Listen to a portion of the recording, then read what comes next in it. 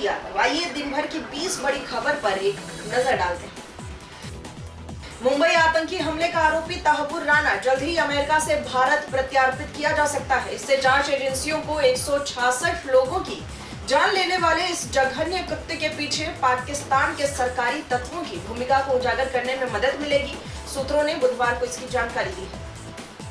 देश के toll tax system में बड़ा बदलाव होने जा रहा है। केंद्रीय सड़क एवं परिवहन मंत्री नितिन गडकरी ने टोल टैक्स को लेकर बड़ा बयान दिया है। देश में टोल टैक्स वसूली की प्रणाली को लेकर अक्सर चर्चाएं होती रहती है।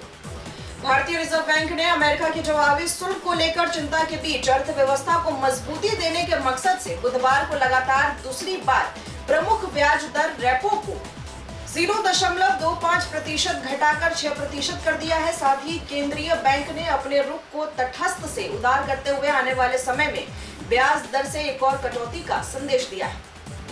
विदेश मंत्री एस जयशंकर ने बुधवार को कहा कि अमेरिकी राष्ट्रपति डोनाल्ड ट्रंप के जवाबी शुल्क का प्रभाव फिलहाल ज्ञात नहीं है और इस स्थिति से निपटने के लिए नई दिल्ली की रणनीति इस साल के अंत तक वाशिंगटन के साथ द्विपक्षीय व्यापार समझौता करना चाहती है।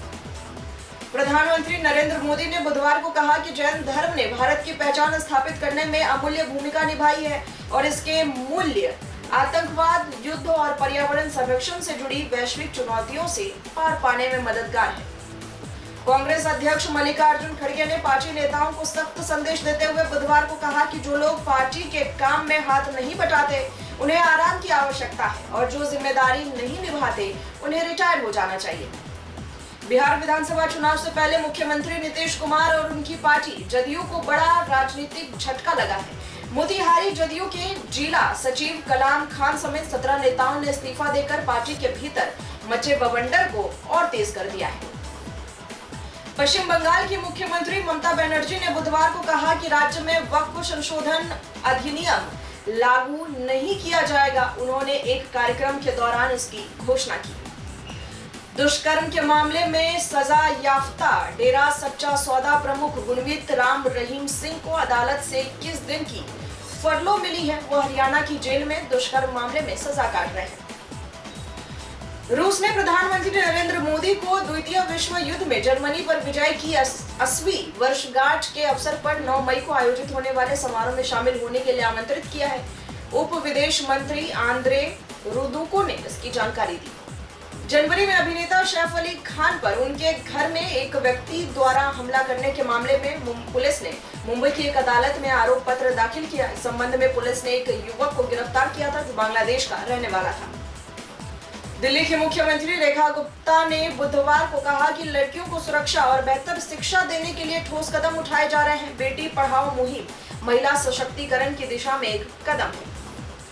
आम आदमी पार्टी ने गुजरात में अपने संगठनात्मक ढांचे को मजबूत करने के लिए पार्टी के नव नियुक्त प्रदेश प्रभारी गोपाल राय और सह प्रभारी दुर्गेश पाठक को राज्य के दौरे पर भेजा है। पार्टी की ओर से जारी एक आधिकारिक बयान के अनुसार राय और पाठक मंगलवार को अहमदाबाद पहुंचेंगे। विदेश मंत्री एस जयशंकर ने बुधवार को कहा कि भारत और चीन अपने संबंधों के मामले में सकारात्मक दिशा में बढ़ रहे हैं और रिश्तों को सामान्य बनाने के लिए काम करने की जरूरत है। उन्होंने कहा, मुझे लगता है कि हम सकारात्मक दिशा में आगे बढ़ रहे हैं। गलवान घाटी में झड़प के बाद भारत चीन संबंध 1962 के युद्ध के बाद से अपने सबसे निचले स्तर पर पहुंच गए थे। दिल्ली विधानसभा में नेता प्रतिपक्ष और आप नेता आतिशी ने दिल्ली की भाजपा सरकार और मंत्री आशीष सूद पर बड़े आरोप लगाए। पूर्व मुख्यमंत्री आतिशी ने मंत्री आशीष सूद पर आरोप लगाते हुए कहा कि रविवार 6 अप्रैल को दिल्ली के निजी स्कूलों के मालिकों के साथ मंत्री आशीष सूद की मीटिंग हुई है। उत्तराखंड की धार्मिक नगरी हरिद्वार की रोशनाबाद जेल से एक चौंकाने वाली सनसनीखेज खबर सामने आई है। जिला कारागार में एक साथ 15 कैदियों के HIV पॉजिटिव पाए जाने से प्रशासन में हड़कंप मच गया है। ब्रिटेन के ली सेंस्टर स्क्वाड पर बॉलीवुड अभिनेता शाहरुख खान और अभिनेत्री काजोल की कांस्य की एक मूर्ति लगाई जाएगी, जिसमें उन्हें 1995 में प्रदर्शित सुपरहिट फिल्म दिलवाले दुल्हनिया ले जाएंगे की उनकी लोकप्रिय मुद्रा में दिखाया जाएगा। सेंटो डोमिंगो डोमिनिकन गणराज्य की राजधानी में एक ऐतिहासिक नाइट क्लब की छत गिरने से कम 98 लोगों की मौत हो गई, जबकि 160 व्यक्ति घायल हो गए। अधिकारियों ने इसकी जानकारी दी। पंजाब किंग्स के हरफनमौला ग्लेन मैक्सवेल पर चेन्नई सुपर किंग्स के खिलाफ आईपीएल मैच के दौरान आचार संहिता के उल्लंघन के कारण मैच फीस का 25% जुर्माना और एक डीमेरिट अंक लगाया गया है। उत्तरी चीन के हेवई प्रांत की लोंगहुआ काउंटी में मंगलवार रात एक वृद्धाश्रम में आग लगने से 20 बुजुर्गों की मौत हो गई।